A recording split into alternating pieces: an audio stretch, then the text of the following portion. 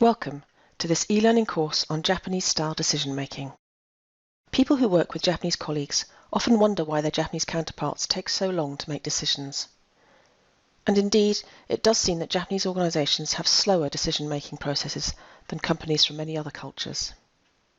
In this session, we'll talk about the reasons behind this phenomenon, including planning and action style based on the propensity for risk aversion versus willingness to take risks, how decisions are really made, the process of nemawashi and consensus building, how meetings work and what their role is in Japanese business, what happens before and after meetings, and the ringi process of consensus gathering and how it reflects a bottom-up style of decision-making. Here's a case study that describes a situation many people who work with Japanese colleagues experience every day. An American consultant is very frustrated working with his Japanese client.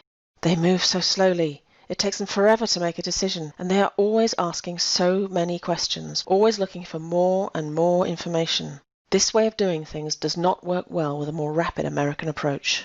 And here's the flip side of the same kind of problem from the Japanese point of view. A Japanese engineer working in the Netherlands is quite frustrated with his Dutch colleagues. It seems like they don't know how to plan.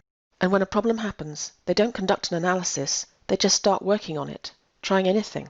That way of working ends up leading to mistakes.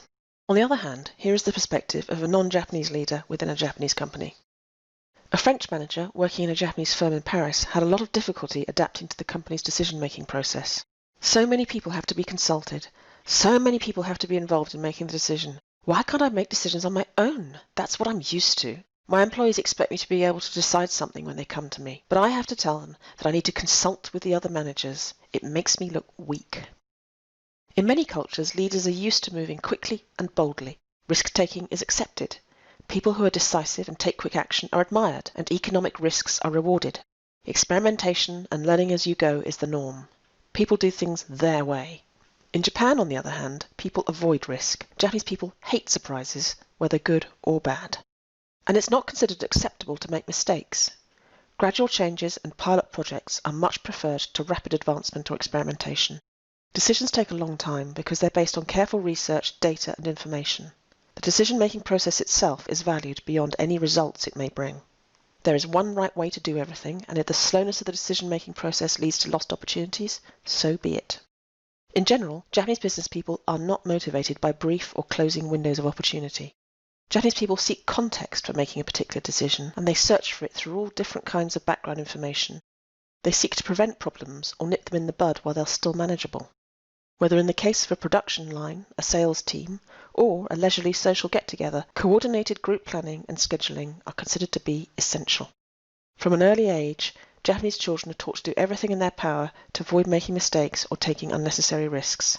The nail that sticks out gets hammered down, as one Japanese expression says.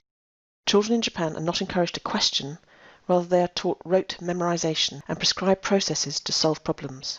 They are not encouraged to think for themselves. They are taught not to stand out from the group, and are not strongly encouraged to form or cultivate their own personal opinions. That does not mean that they are taught to be passive members of the group, however. They learn to cultivate a strong sense of personal responsibility and accountability. Every employee in a Japanese company must take the initiative to help to solve problems. This diagram shows the relationship between tolerance for risk and the decision-making process.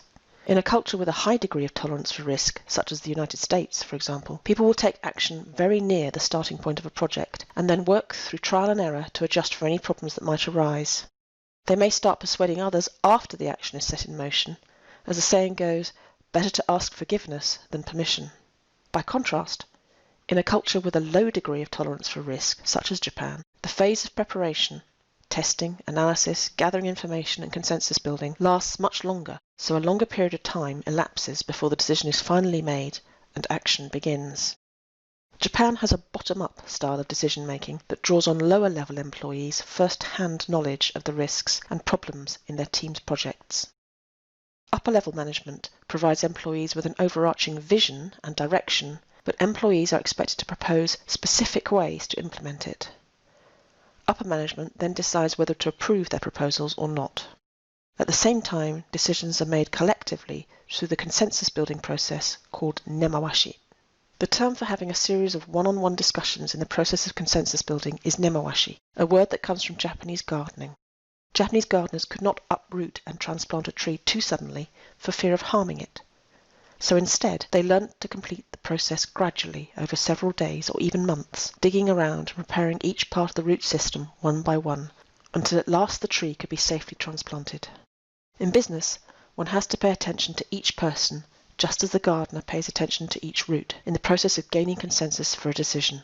As a result of this deep-rooted difference in approach, the role of the meeting in Japanese culture is very different than in many other parts of the world. In other cultures, debate and discussion may occur in meetings. Disagreements are thrashed out, decisions are made. It's a real forum for thinking out loud and arriving at solutions to problems. In the Japanese model, on the other hand, the real decisions are all made prior to the meeting. The meeting itself is like a ritual, a way of publicly confirming what has already been decided behind closed doors. The meeting, therefore, is not a place where open disagreement is displayed. That happens before the meeting, in private, if it does at all. Therefore, if you want to convince your Japanese colleagues to make a certain decision, provide them with as much data and information as you can. Doing so prior to an important meeting is also vital. Make sure you have more than the information you've been asked to provide. Try to imagine what kind of things your Japanese counterparts might ask you about and have them ready in advance.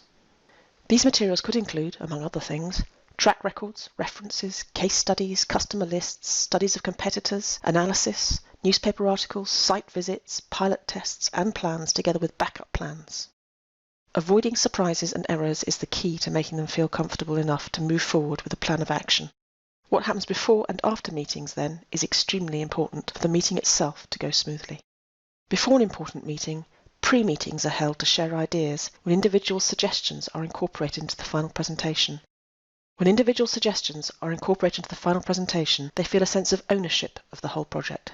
Even without formal meetings, chatting with Japanese colleagues when one has a chance can be an effective way to stay in the loop with what is being decided.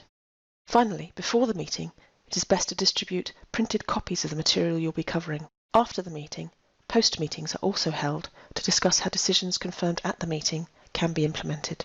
Participants then follow up with any requested data and status reports going forward. One specific way that the consensus gathering process occurs in Japan is called ringi. Rin means to petition or appeal to superiors, and gi means to discuss or debate. This method reflects the bottom-up style of decision-making, in which leadership at the top provides an overarching vision or direction, but employees at lower levels are the ones who propose solutions to specific problems. In this way, employees gain support from higher-ups for their proposals. So you can see why the Japanese decision-making process can take time. The way the process is carried out is of utmost importance in Japan, and one-on-one consensus building cannot be rushed. Only when everything is aligned properly and all potential risks have been addressed will a Japanese team move forward with a plan of action. The best way to help Japanese colleagues make decisions faster is to provide them with as much information as they need and even anticipate the questions they may ask in advance. Then they will feel confident that you are working together to minimize the risk involved. Japan is famous for its teamwork, but that teamwork is based on a strong sense of individual responsibility and initiative from every member of the team. A knowledge of the right processes to follow gives people and companies the confidence to take action. An Australian executive of a Japanese firm once said he didn't think it was possible that Japan could be a risk-averse culture. Japanese companies are some of the most successful businesses in the world. They couldn't have done that without taking risks, he insisted. His colleague, a Japanese executive, had a different perspective. It's not that we are risk-takers, he said. It is precisely because we work to minimize risk that our companies have been able to survive for so long.